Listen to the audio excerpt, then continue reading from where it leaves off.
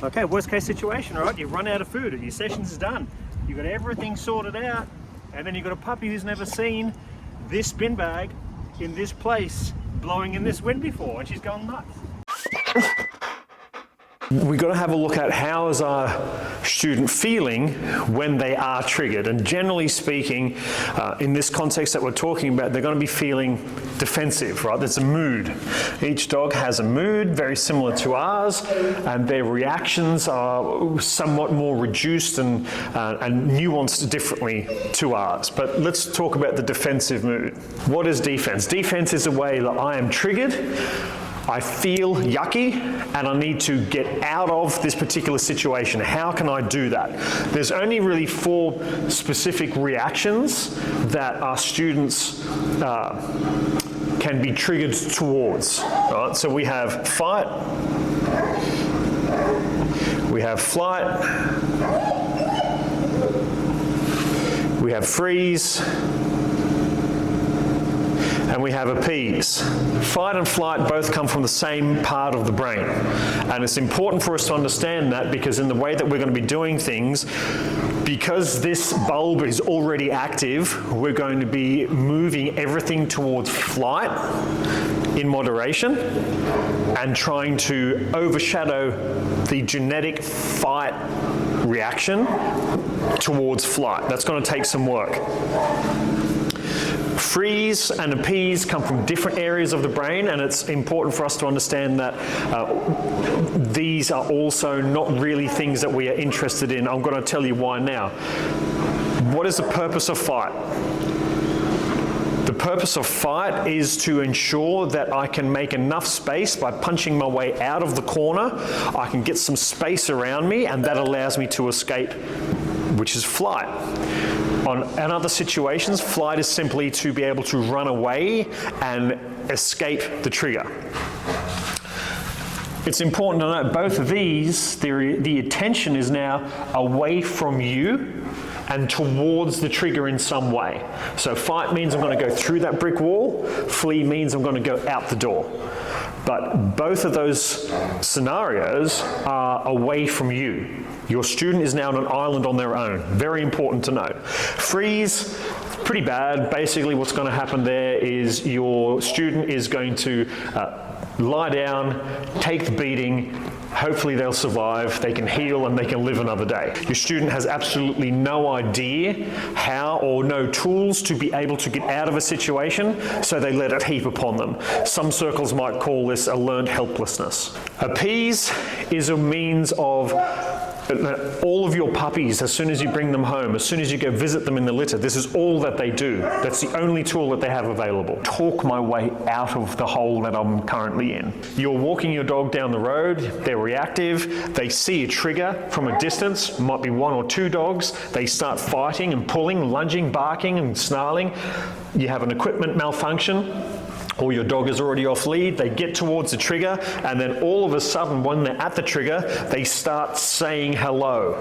They're not saying hello, they're still in a defensive mood, but now they're appeasing because they've realized, oh, that dog is younger, stronger, fitter, faster than I am, and I don't have the ability to fight or flight my way through the situation. So what we've got to keep in mind is fight is ultimately a pathway to aggression.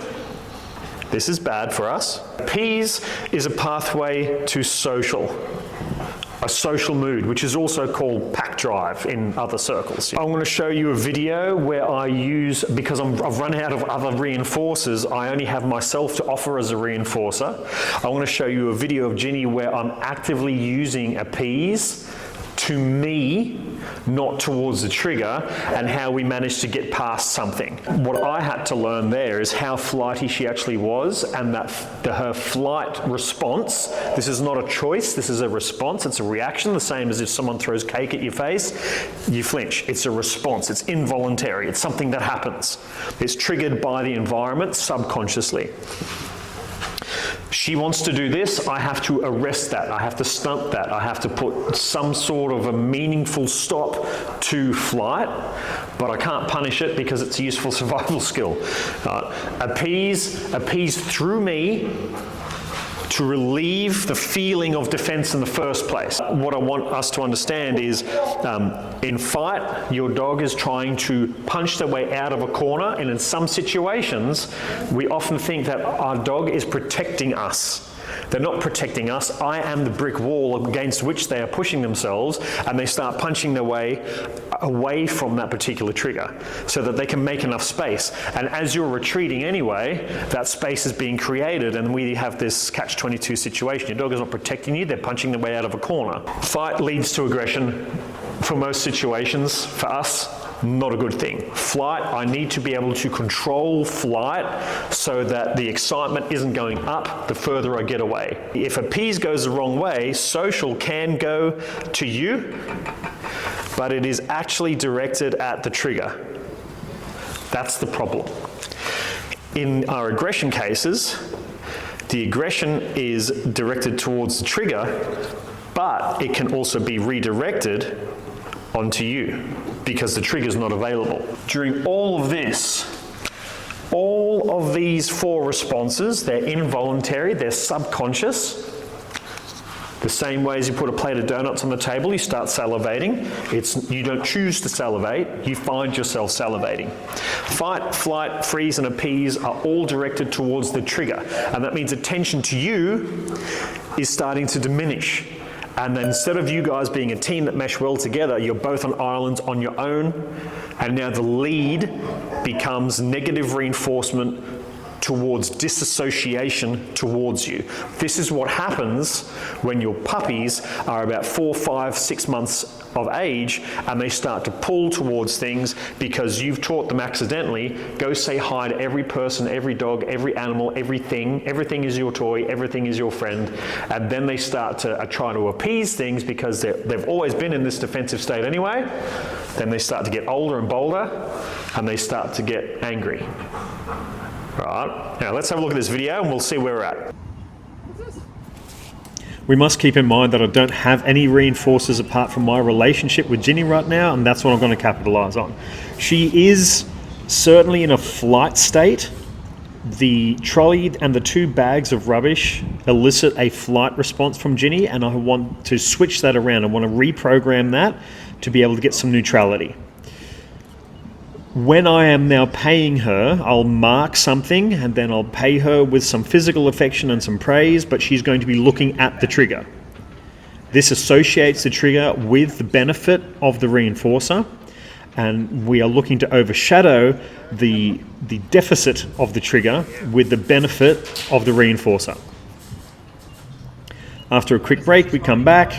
She's got the full range of the lead. Here we have some flight, but it's not that blind panic that it was before.